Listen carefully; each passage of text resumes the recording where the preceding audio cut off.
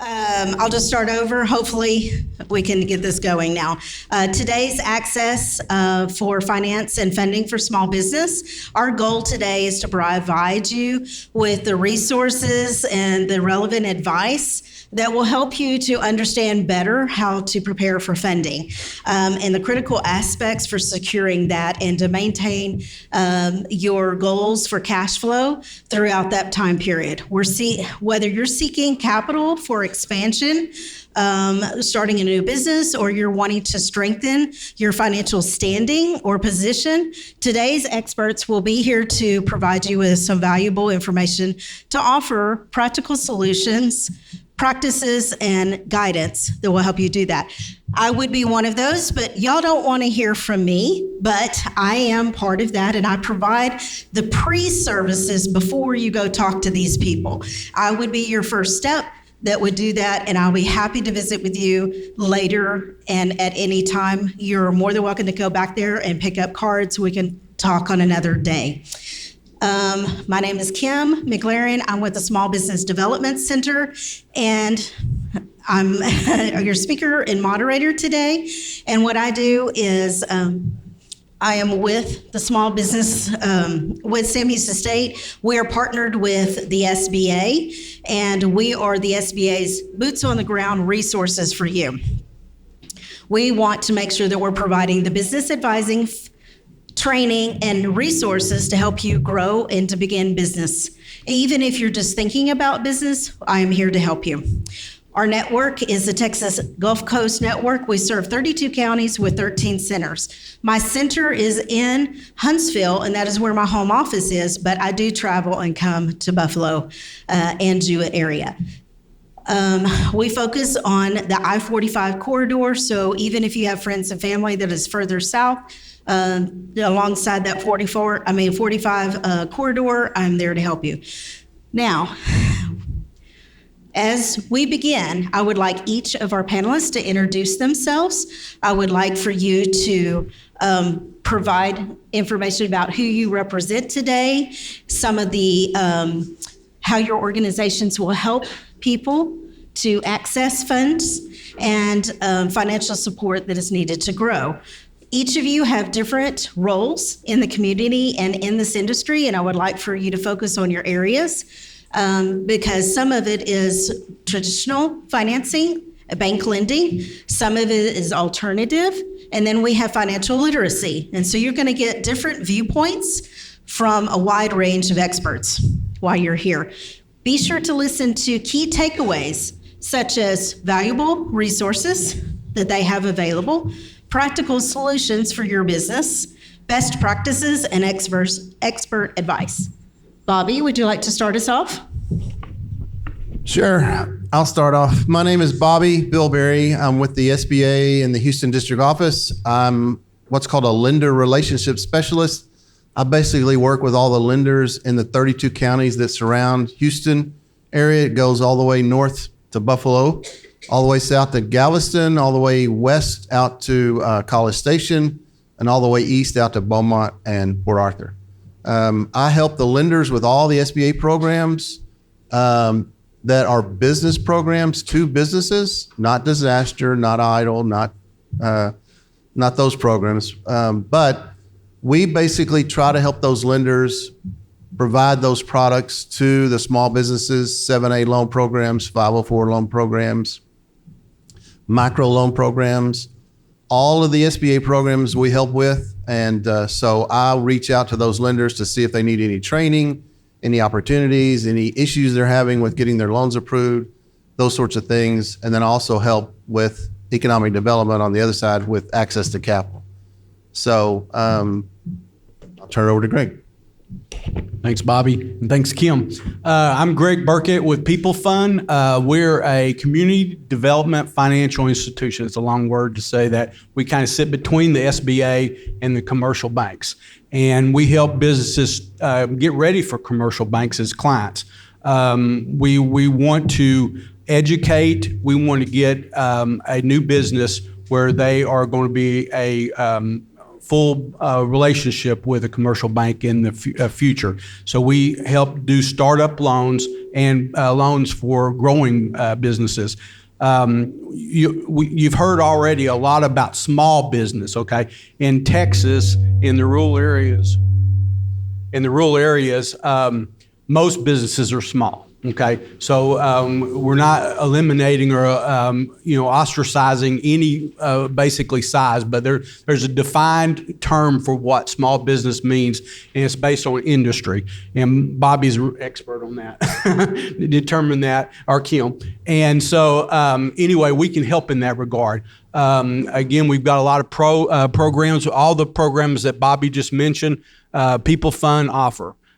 We are centered, we're exclusively in the state of Texas right now. We have 10 offices throughout the state of Texas. Our newest office is the East Texas office.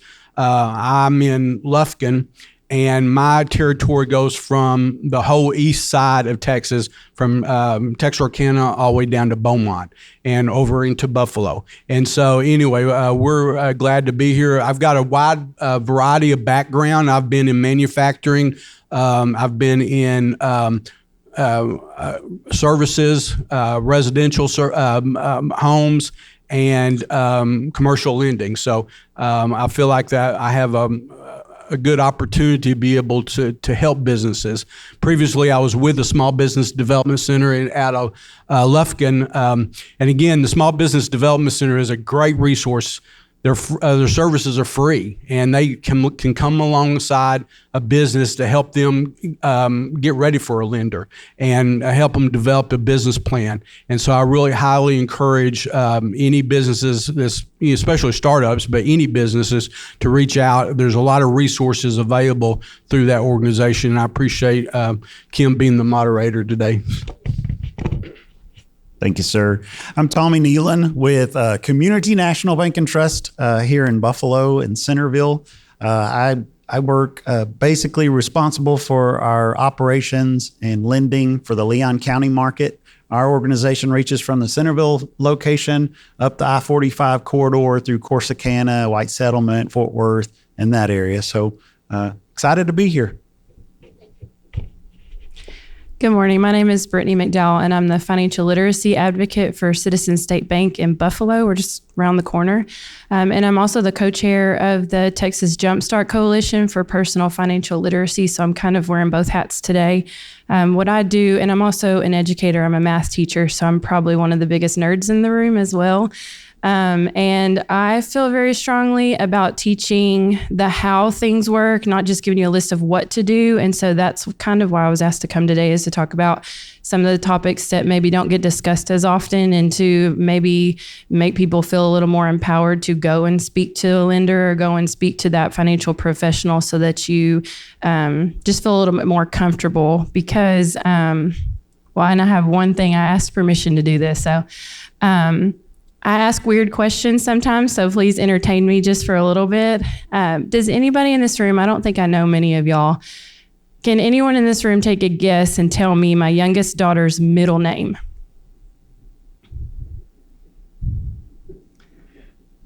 It's a good guess. Not correct. Marie Elizabeth. Anybody? Michelle? These are great, great guesses. I'll get math. I'm not that much of a nerd. Okay, so you guys are in one of two categories right now. Some of you want to guess. Some of you are like, I'm not guessing because I don't want to be wrong. And well, actually three, I guess, because some of you don't care at all because it's my kid, and who cares because y'all don't know me. But the reason why I wanted to say that, and the reason why I feel so strongly about what I do, is I bet none of y'all predicted I was going to come in here and ask you what my daughter's middle name was, and that you might have to answer that question. And I think that that's how a lot of people feel when they go and try to do these financial transactions, and they try to go and speak to a lender, and they get a long list of things. Well, you need this and this and this and this and this, and here's your amortization schedule, and you need to calculate what's your DTI and what's your credit utilization and all this stuff. And they use all these words, and you have no idea what they're talking about. And then you feel intimidated, and then you don't want to ask questions because, you know, if anyone in this room had just said, well, what is her name? I probably would have told you. But nobody thought to ask because you think you're already supposed to know certain things when someone asks you a question.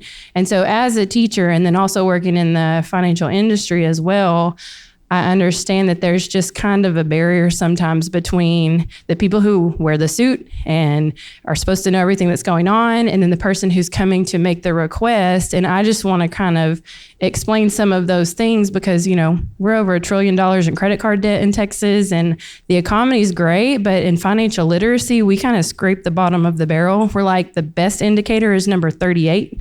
And that's just in one, and we're way down there on some of the other ones. And so I think you got to illuminate these things in order to help us all be successful and not just a certain few people who happen to already know it.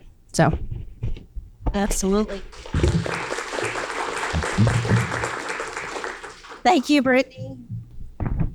Can y'all hear me? There we go. Thank you very much, Brittney, for that and illuminating us to our weaknesses because we're all like that. And so I do some of the same things that all of them have said. But again, my role is before you ever even speak, except for maybe Brittney. She and I might be on the same category. So us working together probably is a good fit for you before you ever even go. So I'm going to ask these folks some questions that I hope will bring you some of the information you need, resources, and things like that. Okay.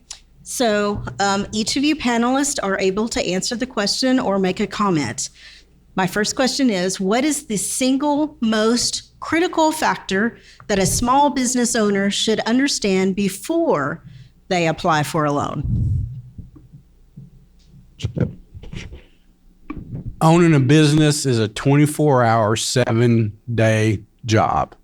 And a lot of times when you're W-2 or 1099, you're punching a clock, or you get to go home and sit and not worry about the job till the next day. As a business owner, you're probably thinking about it all the time. And so, you know, basically it's a spirit that I think God gives us as entrepreneurs. And so I think most of y'all that are here are invested in that, and you're here seeking information. So I applaud you in that effort. And but that's the key, is to be diligent and willing to make the sacrifice.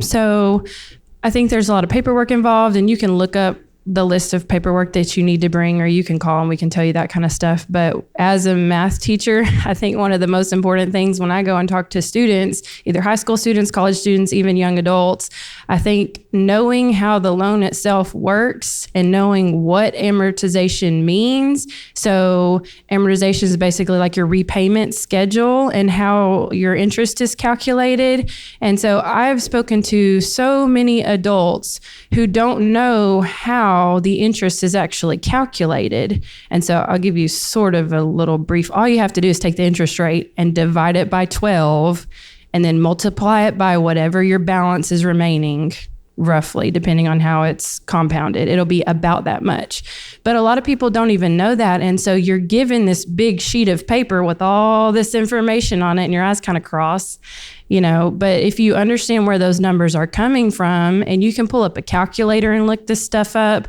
But if you know where to go, you can even look up, like when I shop for a car, if I think I'm going to need a loan, I'm going to go on a car payment calculator, and I'm going to play with the numbers, and I'm going to kind of be prepared ahead of time, because I don't want to be in a situation where somebody tells me what I need. I want to know what I need before I go in.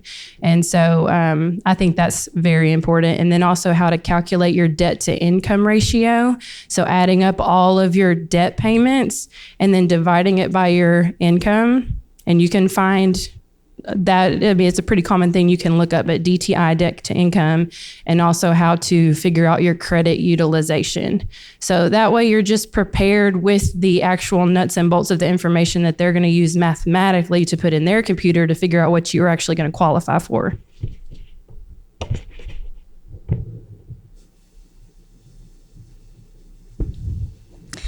Okay.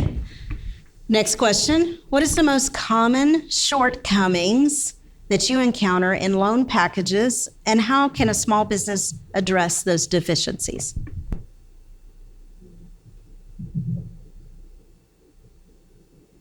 But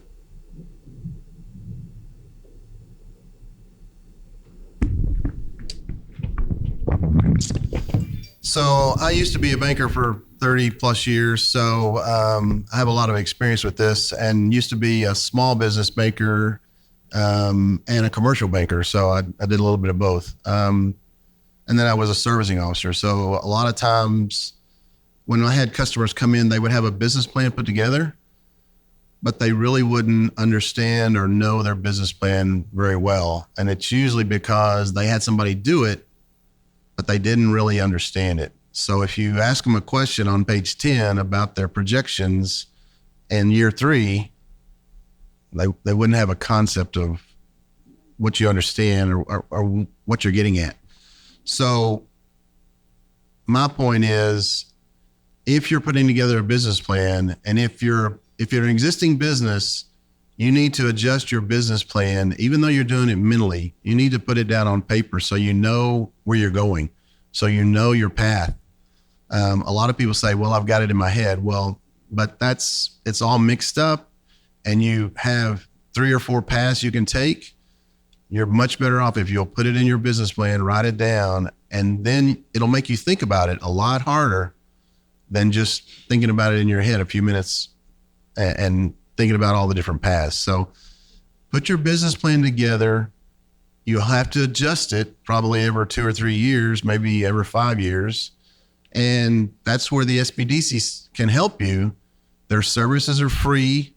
They won't do the work for you, but if you'll come in with a business plan and then help them understand what you're wanting to do or where you're wanting to be, they can help you with everything: the business plan, the projections, the marketing plan, all of those things. And if you're getting ready to go to a lender, you want that stuff to be up to date, especially if you're changing paths a little bit. If you're an existing business, you're not going to change anything, you're just needing more capital, they usually won't ask for a business plan. But if you're wanting to go a different route, or you're wanting to expand into, say you're a plumbing company, you're wanting to expand into an air conditioning service company, that's a different set of facts. So they're going to want you to adjust and see your numbers on that particular business. So know your business plan, make sure your business plan matches what you're actually doing, and make sure your business plan matches what you're asking that lender to give you. As far as the capital, make sure it matches up.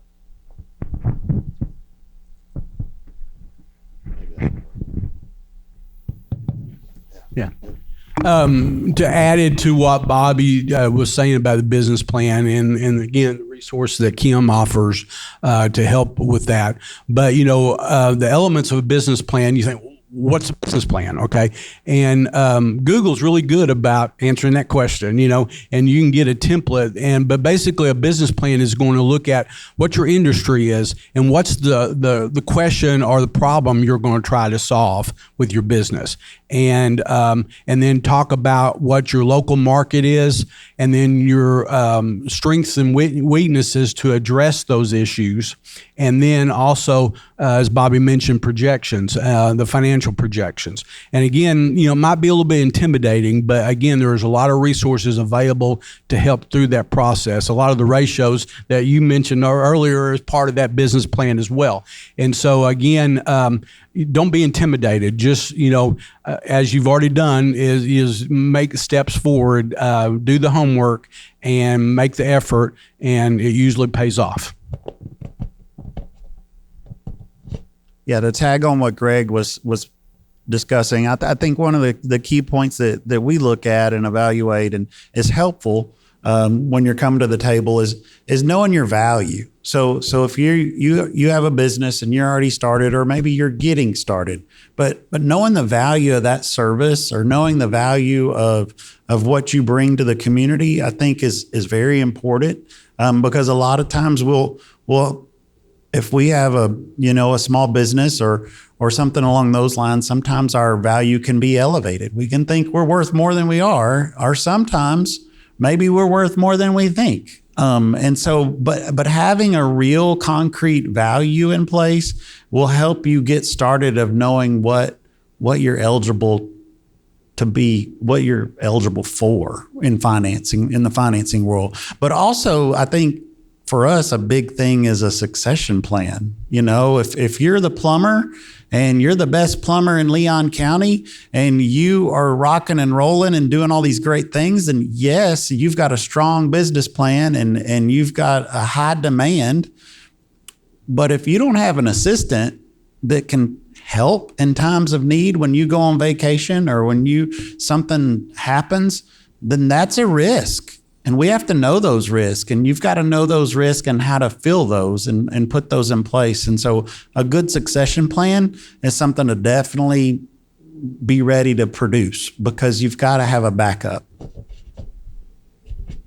Okay, so I'll preface this. I'm not a lender, but I did talk to our credit analyst just to ask some questions about what are some of the common concerns that we see at our bank. And she said that the accounting of it, so keeping your personal accounting separate from your business accounting, especially if you're a small business, if you're going to get a loan, it's hard sometimes to sort through the weeds of where the money's coming from and where the money is going to be able to figure out your cash flow and all those different things. And so she just wanted me to mention on her behalf that just to have your documents in order in that way and to separate which ones are your business expenses and which ones are your personal expenses.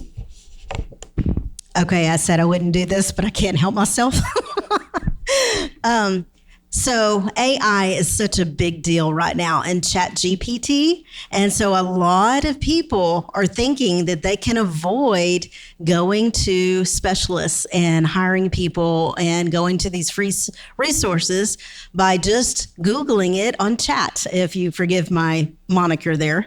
That will only give you the basic template type outline that gets you started.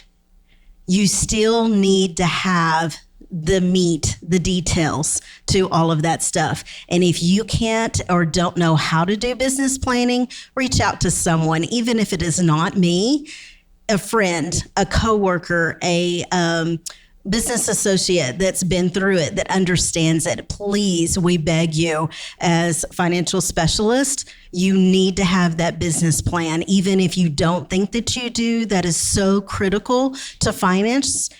And it may not be that they specifically need to read it word for word, but the biggest takeaway for them is if you have done it and you have done it yourself, and they ask you questions during the lending discussion about why you want funding and you're making the ask for that lending, they're going to know whether you wrote that business plan or not by the answers that you give. And the answers you give is going to be the thing that helps them make the decision on whether to lend to you or not. And that, I'm sorry, I just had to say that. Okay, my next question is going to be, what types of educational support or financial guidance does your institution offer small business and individuals interested in starting a business, and how can these resources help them prepare? Sure. Is this the right one? Can y'all hear me? Okay. So we do a lot of educational classes, a lot at the college level, and I also go to speak to students, but we've been increasingly speaking to adults over the last couple of years because there's a really big demand for this kind of education, because if you didn't know it in high school, you didn't magically learn it by osmosis just by living for 10 more years, right? And so some people just have to learn it all the hard way like I did, and that's kind of why I have this job. So we teach classes over building your credit, over things like how loans work, the nuts and bolts of it, the interest rate, comparing terms, all of those kinds of things. And so we don't necessarily have one that's specific for small business, but that's just because we haven't been asked. And usually my classes come from someone says, hey, can you do this class? And I say yes, and we make one and we do it. So we go all the way from Centerville all the way up to, I think it's Itasca is our farthest north. So pretty much anywhere in this area, if y'all are interested in something like that, if I even get 3 to 5 people to show up somewhere, we can do something like that. And I'm not the expert, but we do have experts there, and I can just type it up for them and let them teach it. And, you know, we do have a lot of really intelligent people that work for us that can help. So. PeopleFund offers education resources as well, and we've specifically got a product that is coupled with our SBA microloan that it's an 8-week training program that's remote.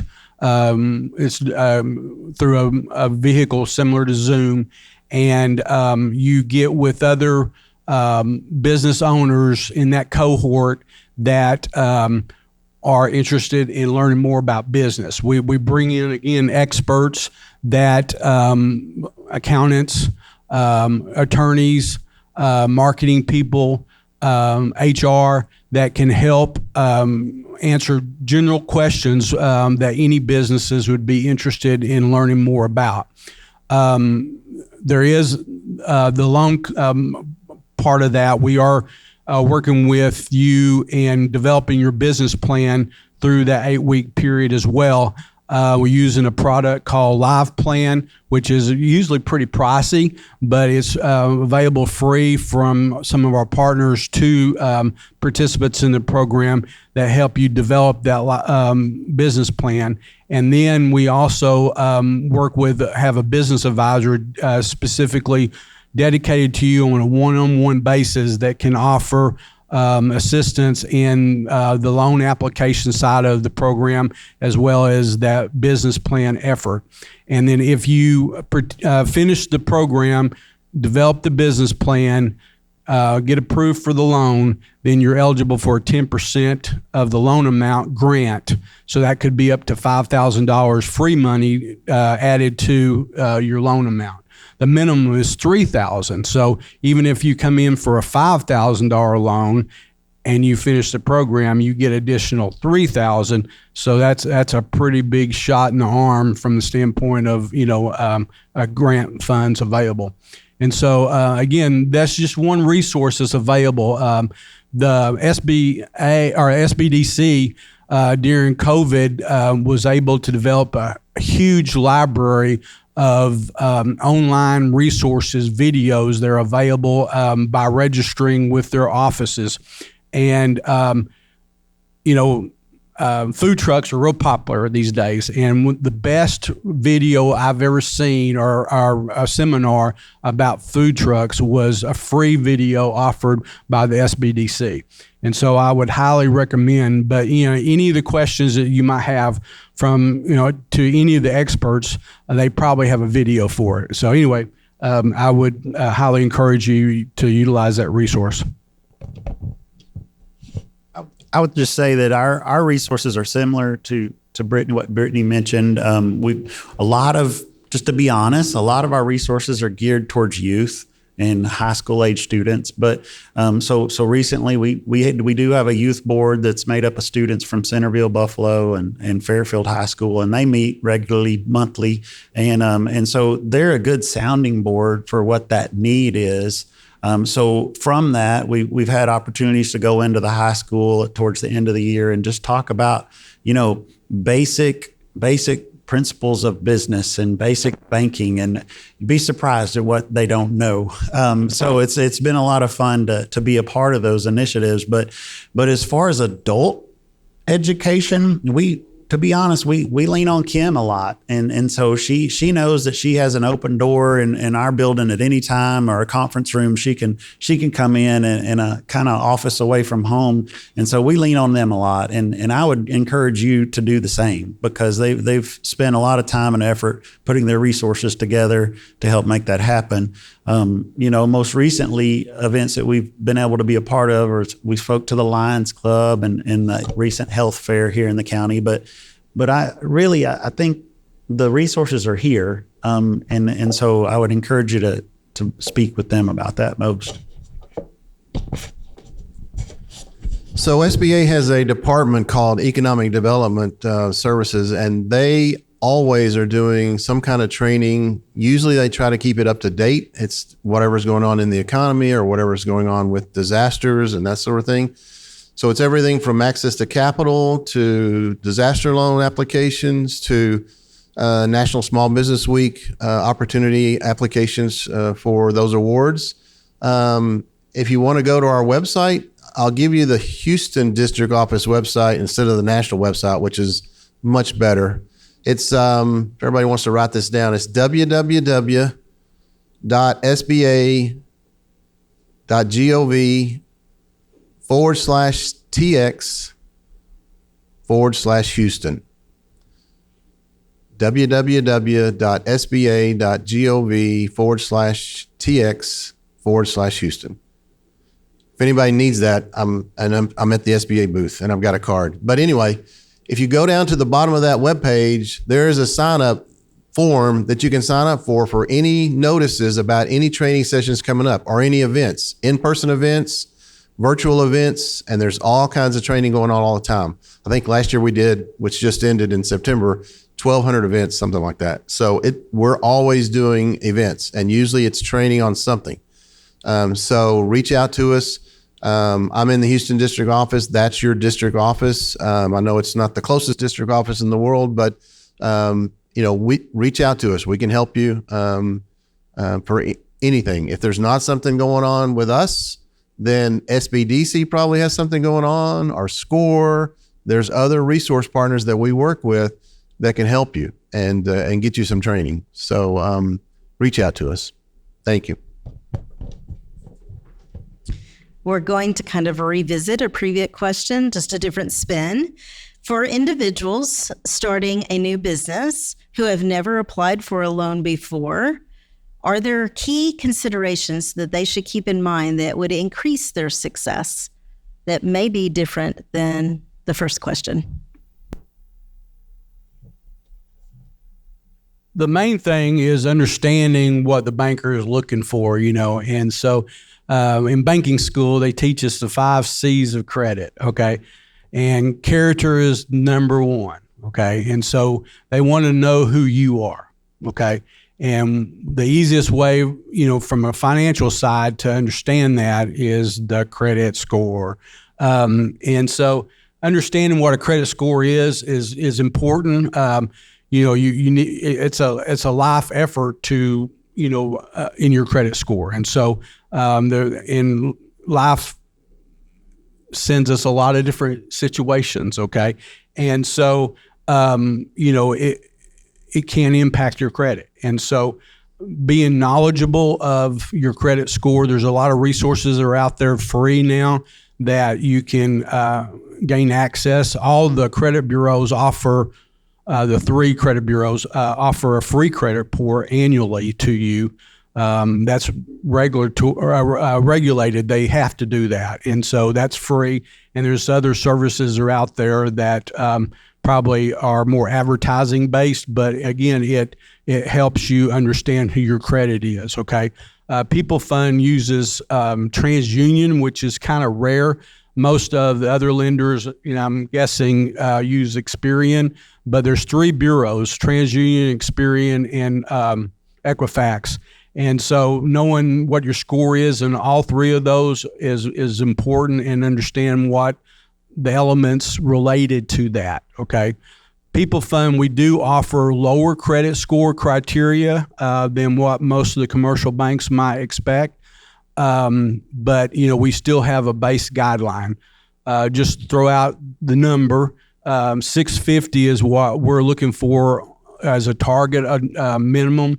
And we can go a little bit lower than that, but, we need to understand what has impacted that credit score.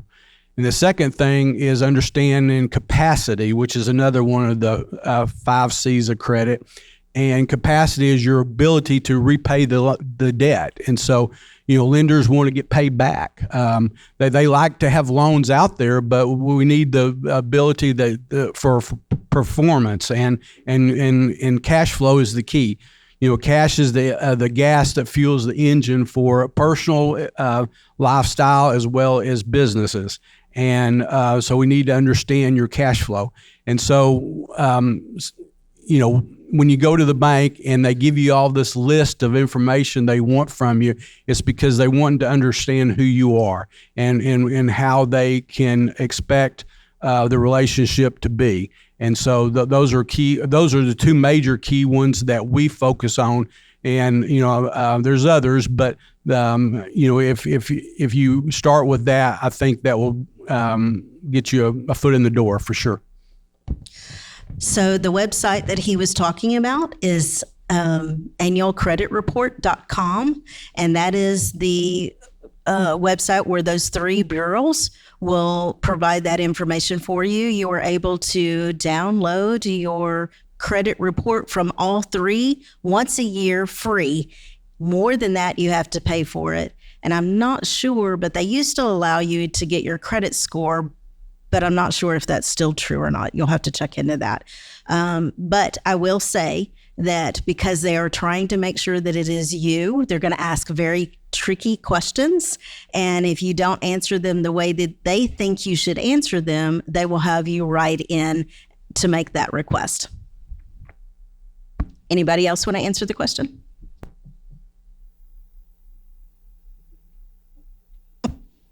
Okay. Okay, this one's going to be a little difficult for our panelists. It's a little bit of a surprise, so give them grace. Yes. From your experience, when evaluating a loan application, which is more critical for approval? Paying down existing debt before applying, or having cash reserves, savings, or personal investment? As a lender or financial, literacy, which is more important in your eyes?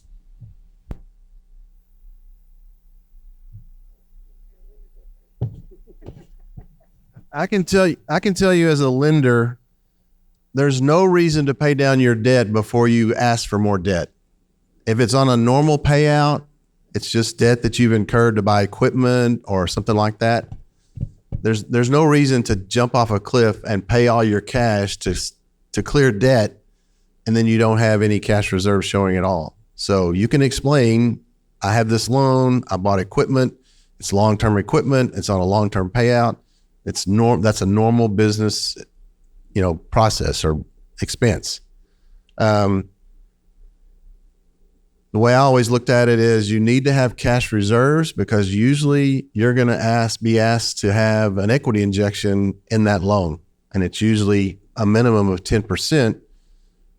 Everybody's a little different, and every bank sets their own, parameters. But normally, if you're going into a deal with a bank, the bank is going to loan you maybe up to 90% of the deal, but they want you to have some skin in the game. They want you to have some sweat equity in the deal, whatever you want to call it, but they want you to have some skin in the game, or they want you to make a down payment. It's just like a car. When you buy a car, normally you're going to make a down payment. So my thought is, don't make rash decisions before you apply for a loan. Just go in with your regular financial statements, your business financial statements, the way they are now. Don't pay off credit card debt. Don't do those drastic things. But that's another reason why to go to the SBDC Center and score those resource partners to be sure how it's going to look. They can help you. They're financial analysts. They understand. So I would just try not to make rash decisions and use all your cash to liquidate debt first. Talk to somebody about it and let them know where you're at. It depends on the debt, but obviously, but you will need some cash reserves normally for a down payment.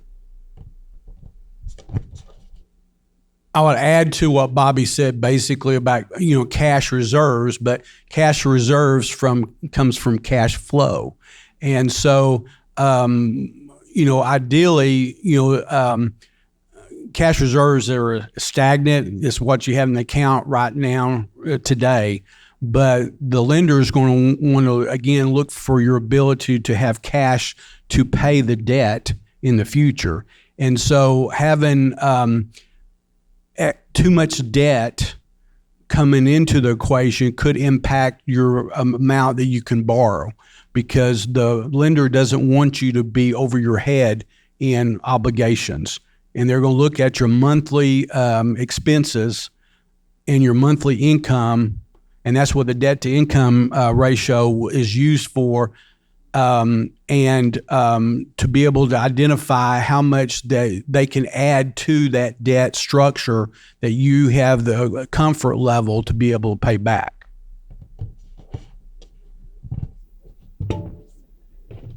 Hello. Okay. And I just also want to add a little bit is that I think it depends too on if it's a high interest credit card or something like that. I think it depends on what the debt is and what the request is going to be funding.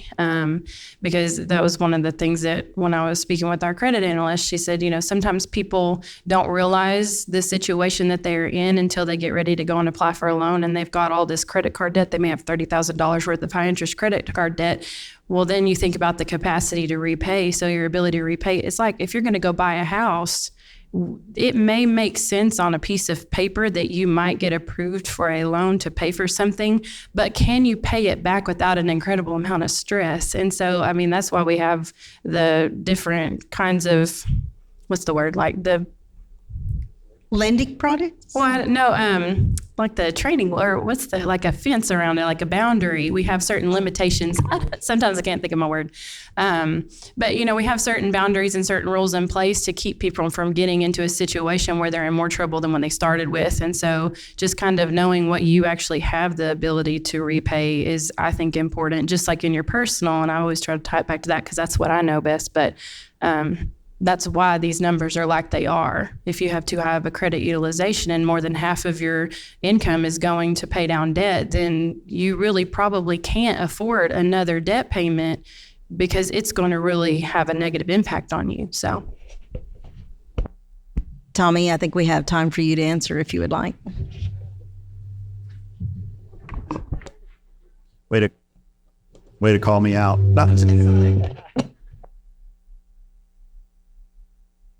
Great answers, some really good answers, and I would agree with what everybody else is saying. And those were the first thoughts that came to my head for sure. I want to make sure that we have plenty of time for questions. I feel like that this is a pretty heavy topic and it's kind of stressful for most people. So I really want to spend the rest of my time allowing you to express thoughts or questions. We're ready.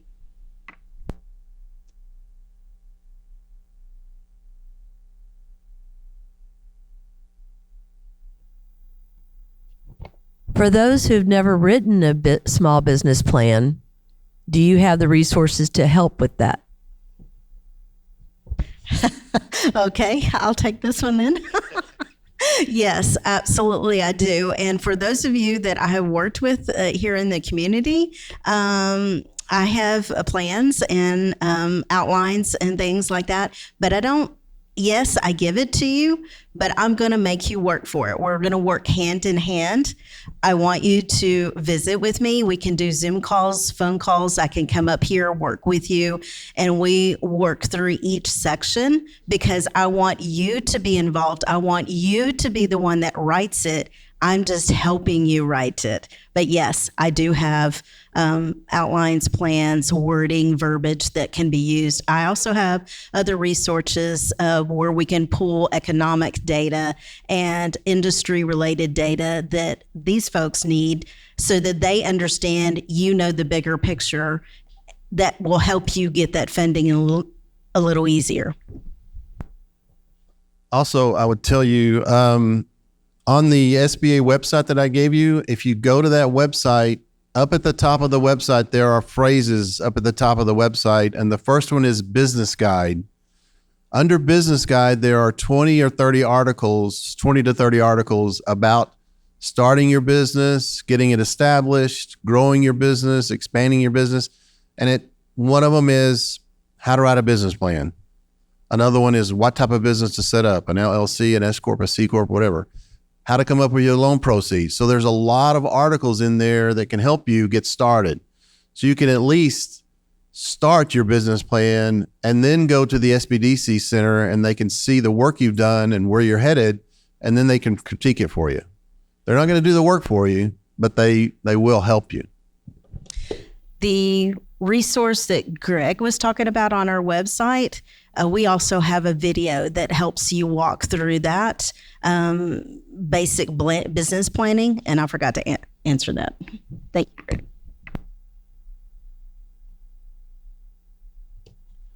I'm from Waco, by the way, and this is my second time attending one of these meetings, and I think they're amazing. My question is, we have a barber cosmetology school in Waco, and we are trying to instill business sense into the students because so many want to be entrepreneurs. Does the SBDC, will the representatives come to our school and talk just as you're doing today or something to our students? Is that something that's an option? Yes, if you would like to connect with me afterwards, I will take down your information and I will find the closest SBDC to you. And if you would like, I will help facilitate that connection for you and make that ask. Any other questions? All right, I have one that Jarvis loves to.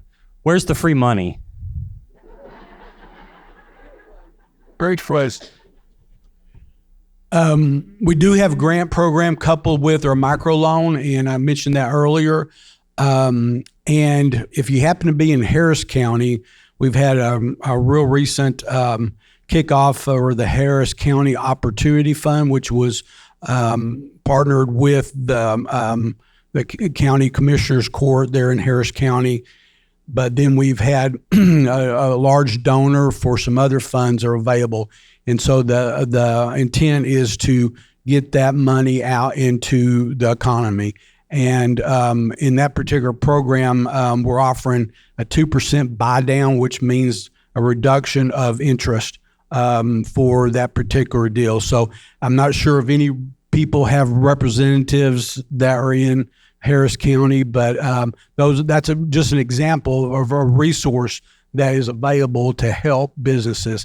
And there's several others. I mean, most of all the counties have received in the past COVID funds dedicated for economic development. And it's up to the county leaders on how they allocate that and give that out. But that might be a good opportunity to reach out to your county representatives, especially in the economic development, and ask the question is what resources might be available to help in our effort. I have got bad luck with these. Okay. I was going to mention a resource that I've heard about, and I thought it was really great because I was raised by parents who ran a grocery store and a restaurant. So that was my whole growing up and my first job and everything. And Encore has a program where, and this may be something you would have gone to a lender to get a loan for, but I don't know if anyone from Encore is here, but I don't work for them. They're not giving me any money for this, but they spoke to us at the Lions Club and they told us about a program that is an incentive that you can get. And it's basically, let's say you need new lighting or you have a restaurant and you need a new vent-a-hood or a range or something like that. They will actually, they will give you, it's just basically cash. They will pay the contractor part of what you are going to pay them to do these. Either it's having to do with energy efficiency. So there's a limited application for it, but I know they did something at a business in Groesbeck where they helped them do a lot of their lighting and stuff. And it's an expense that you may have already had and you're already going to have to spend the money. But I know I read a story, they did something for the Salvation Army and they saved them like $19,000 on the job. And that's money in your pocket. And think about the compounding, not having to pay interest on that for a loan. That's just in addition to the savings cost. So I think there's a lot of programs out there that are just not known about, and you can research these things. And when programs like this come around, I would encourage y'all to continue to go to these things because I just happened to be at Lions Club when they spoke about it. And, if I wasn't there, I wouldn't have known about it. Yeah, I would mention a lot of people call SBA and say, I'm looking for a grant. And I wish we had grants available every month or every other month. That'd be fantastic. But let me tell you some of the clues and keys about grants. Most grants come from the federal government, and most grants come through either the city or the county, And to be eligible, you have to be in that city or county. So you're wasting your time if you're in Kent County. Is this Kent County? Not Kent County, Leon County. So if you're in Leon County, there's no reason you're going to be eligible for a grant in Harris County or Montgomery County or any other county, because they want the money pinpointed for that county to go to a business in that county. It helps that county sales tax and everything else. So the way to do it is to go to your city website or your county website, sign up for notices. If we get notices of a grant coming up, it'll be on our website. But a lot of times the ones that we hear about are the ones for the bigger counties around Houston. So, but you have to do your research. Here's the other thing. They'll tell you that the deadline for that grant is like, say, October 30th. But you have to realize if it's $10 million, the first 2 or 3 days, the applications will be for $30 million. So that money goes really, really fast. So if you know it's coming up, you need to apply. My recommendation is the first day, at least by the third day. If you're not in it probably by the third day, you're probably behind the 8 ball. You're not going to get your money. So if you hear about it, get in line, be ready to go whenever it opens first thing, and apply as quickly as you can. And stay in touch with those city people, the county people, or those websites, and you'll hear about the grants. But we can't keep up with them because there's so many, but they're pretty spotty anymore because of all the federal money that came through with COVID and the pandemic. But another way to do it is to sign up for those websites to get notifications. If we hear about a grant, we put it out to everybody that we can on our website. So I wanted to make sure and let you know of a local opportunity right here in your own city. The gentleman of the day, Mike Anderson, who is the head of the EDC, has an opportunity. He is the one that you need to ask on the guidelines and how it works and whether it's an opportunity for your business or not. But he is the guy that you need to talk to for your local opportunity. There is also one in Jewett, and Christy Vandergriff, Visti Grenova, she has one that is through their city. And so working with each of these cities to see how it may apply to your business and what are the steps for approval are going to be really important to you for this area right here. Okay.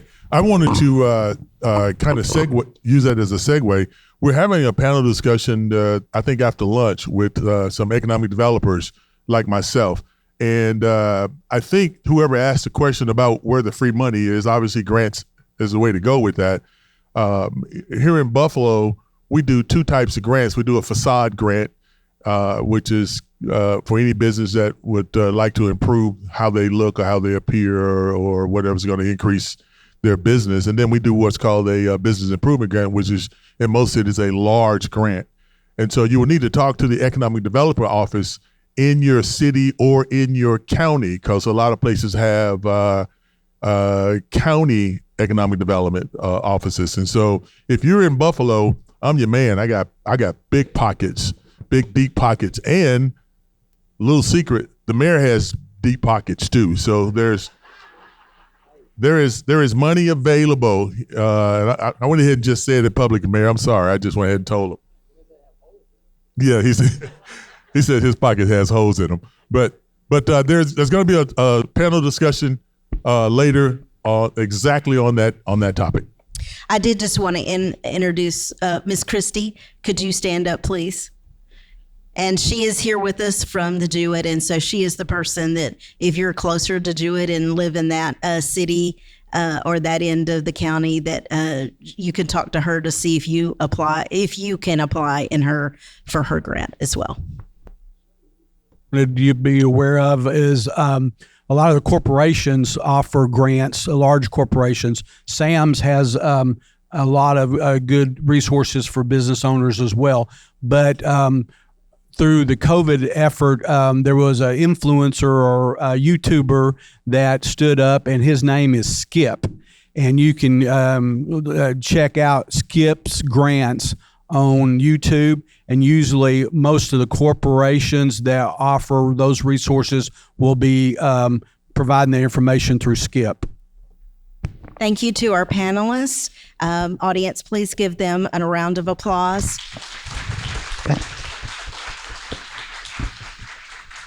Also, please, during your breaks and during lunch, stop by and talk to the different booths in the back. Most of our panelists have a booth as well as some of our other panelists that will be in during the later part of the day. Thank you for your time. I appreciate it.